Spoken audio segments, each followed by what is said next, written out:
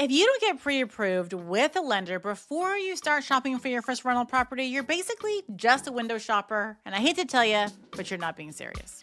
You can run numbers, tour properties, heck, even try to make offers, but no one's going to take you seriously without that pre-approval letter. Agents know it, sellers know it, and if a real buyer shows up with a pre-approval letter ready to close the deal, they're in and you're out. That's why in this video, I'm going to hand you the exact pre-approval playbook, so you'll know exactly what lenders need and be ready to make those offers the moment you see that property hit the market. Let's go.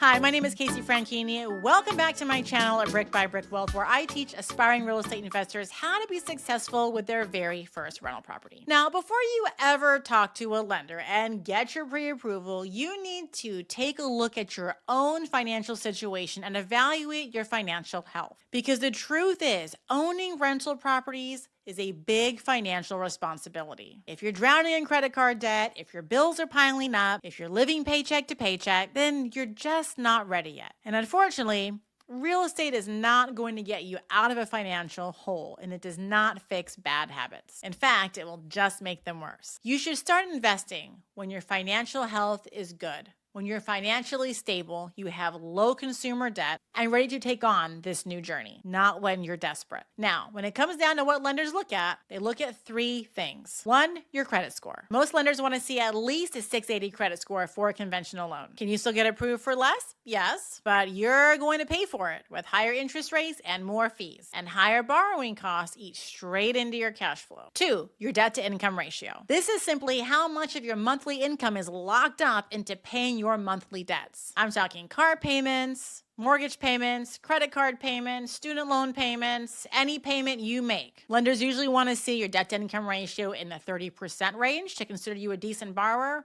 and do not want you to exceed a 44 debt to income ratio after the deal is done. You're already maxed out with your current debt. They're not going to let you have another mortgage. Three, your cash position. For a rental, please plan on putting 20 to 25% down. Plus, you have to have reserves at the end to pay for 6 months worth of mortgage payments. You will still need reserves as well, just to fix the property up or in case there's more vacancy. So using all of your pennies to buy the property is not advised. So if you're to buy a $200,000 property, you'll need $40,000 to $50,000 to be all in on that investment. If you only have enough for a down payment and there's no reserves, you're not ready yet. There's one more thing too that beginners overlook, and it's steady income. If you don't have a job, you're not getting a conventional loan. It's that simple. Lenders want proof that you can pay them back. But if you don't have a job and what you're trying to buy is purely an investment property, a long-term rental property, then that's fine. You don't need a job. You can use another loan called a DSCR loan. So basically, before you talk to a lender, you need to give yourself a gut reality check. Are you financially ready for this responsibility of owning a rental property?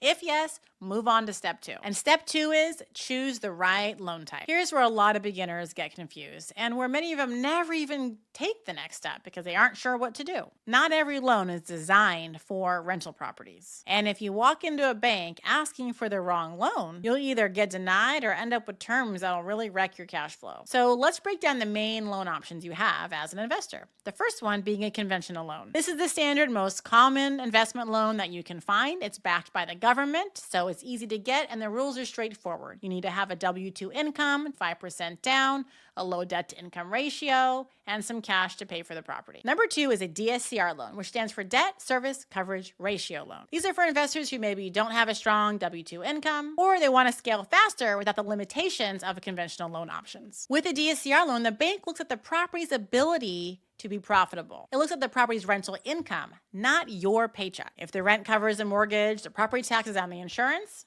with some room to spare, you're good. Third one is the FHA loan. Now, this one isn't really for investors, but some people do house hacking and they want to use an FHA loan, so I'm going to cover it. FHA loans are for owner-occupants only, but they let you put down as little as 3.5%. Catch is, you have to live in the property for a year. If you buy a duplex, triplex, or fourplex, you can live in one unit and rent the rest out, which is why the FHA loan is popular for investors. So choosing the right loan type is where a lot of investors waste a lot of time in the very beginning when they're trying to get set up. They don't get the right type of loan option approved, and they think they're not ready to invest, when that may in fact, not be the actual case. So you need to keep this in mind if you are an investor looking to invest in real estate.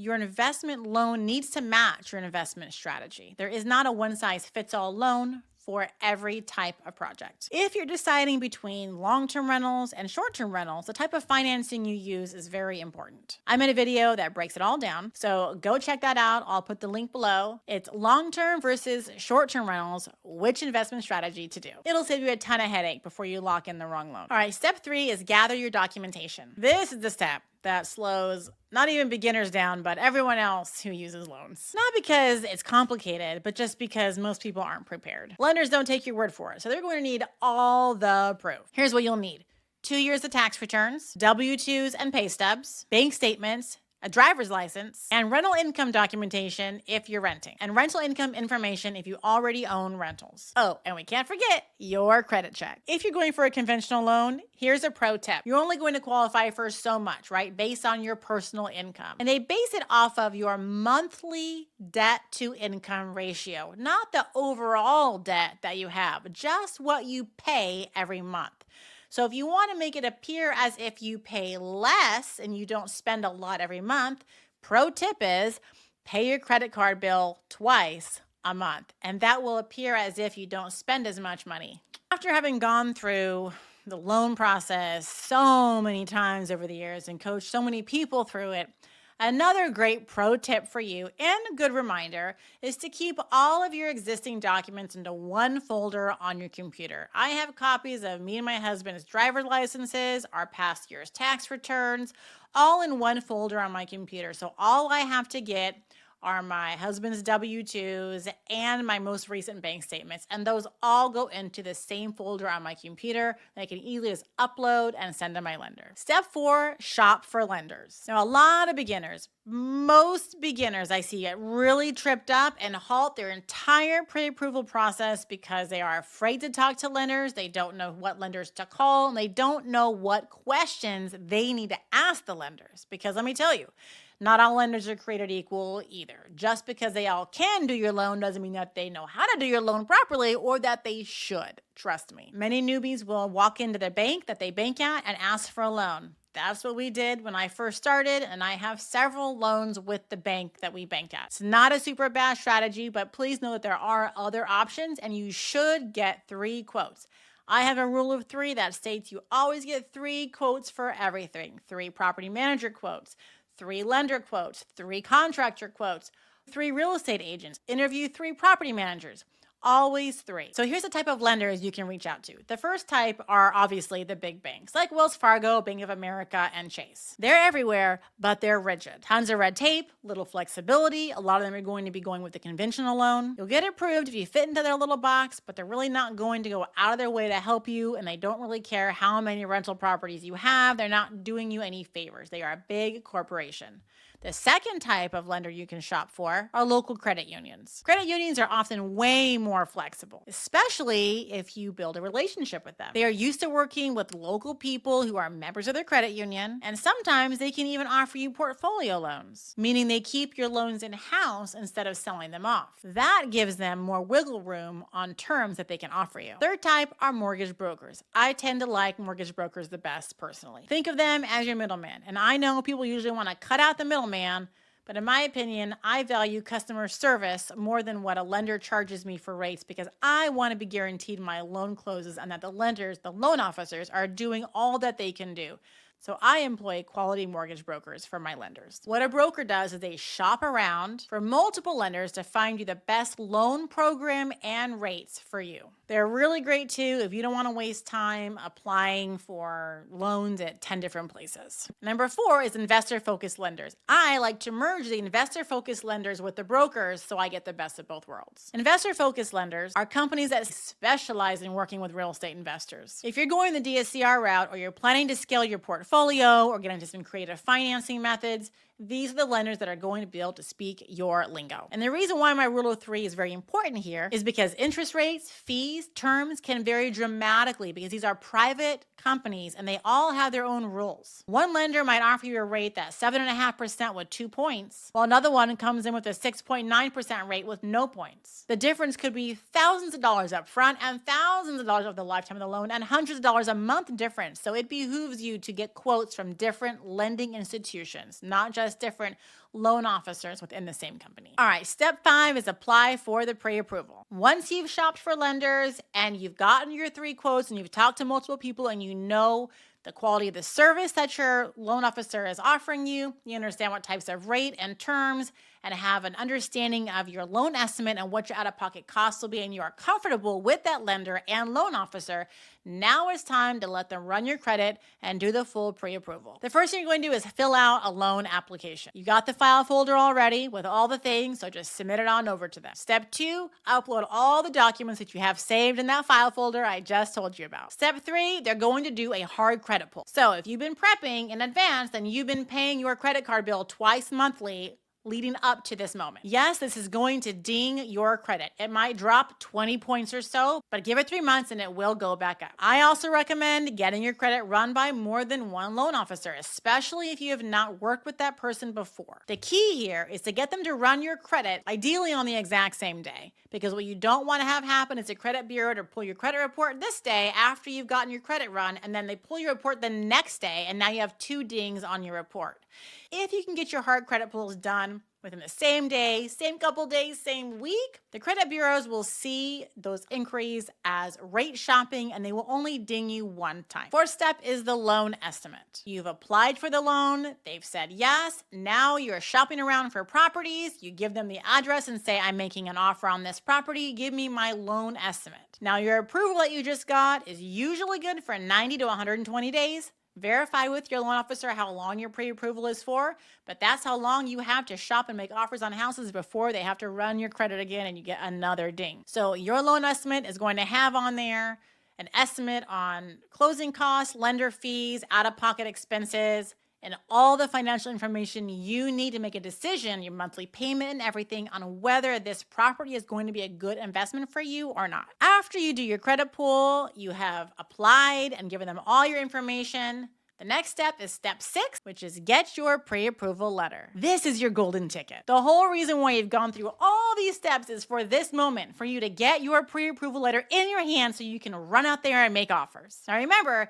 your pre-approval letter, your credit run is only good for 90 to 120 days. After that, you'll have to get another hard credit pull if you want to use a lender letter stating you are pre-approved. On this pre-approval letter, it will have letterhead from your lender, from the company, your name, the loan amount that you are qualified for, and the type of loan you are being qualified for, whether it be conventional loan or a DSCR loan, FHA loan, USDA, VA, whatever the case is, it will state the loan type on there as well. And every time that you want to make an offer on a property, you're going to want your loan officer to change the amount on the pre-approval letter. If you're pre-approved for $500,000 and you're buying a house for $200,000, you don't want your pre-approval letter to go to the seller stating you're pre-approved for $500,000. They are not going to want to work with you very much on price if they think you can afford so much more. With this pre-approval letter in hand, you are no longer a window shopper. Now you're a real player. You can walk into a showing, spot an opportunity, and write the offer. Hand over your pre-approval letter, and you are on your way. I have seen deals die because they didn't have their pre-approval letter. Even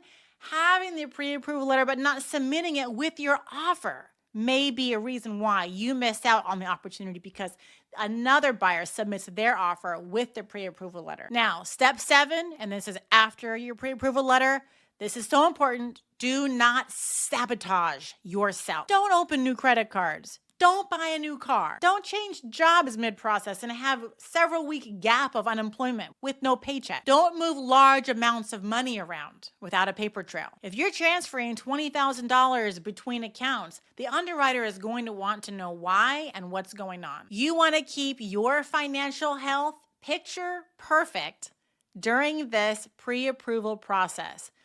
Again, no new cars, no new credit cards. Now, let me tell you why all of this matters. I worked with a new investor who found an incredible opportunity. Great neighborhood. The numbers made sense. Everything was lining up. But when it came to make an offer, they weren't pre-approved. They hadn't even talked to a lender yet. Their agent asked for the pre-approval letter and they said that they would get it tomorrow. But tomorrow didn't happen. The lender isn't going to pre-approve them and do all that work in 24 hours. They can, but a lot of times they won't unless you have a really good relationship with one. And so then another buyer came in and swooped on their deal and they didn't get it because they weren't ready. And that's the difference here. Pre-approval letters don't just get you in the game. It gets you in the front of the line. Sellers want to see a pre-approval letter with every offer. Sellers and their listing agents, they want easy buyers, low-risk buyers, buyers that can close. So if you think about skipping these steps or putting them off until after you find a property, remember this: the right property isn't going to wait for you to get your stuff together. So now you've got the exact playbook, step by step, exactly what you need to have ready, exactly what you need to do. And if you follow these steps, you'll go from window shopper to serious buyer. I want you out there making those offers. I want you getting properties under contract. I want you changing your life. If you want me to help you walk through not just the pre-approval, but the entire process of buying your first rental property, from finding the right market to picking quality neighborhoods to putting in tenants who will take care of your property, all renovations, visit my website at brickbybrickwealth.com. I got a free masterclass training for you on how to buy your first rental property, and you can check out and see what coaching and course options I have available. If you found this video helpful today, please do all the things: like, comment, subscribe, share this video with others. That's how my videos will get seen by other people. Thank you so much for watching this video. If you have any questions, put them down in the comments below. I personally respond to every single one. And until next time, keep building your wealth brick by brick.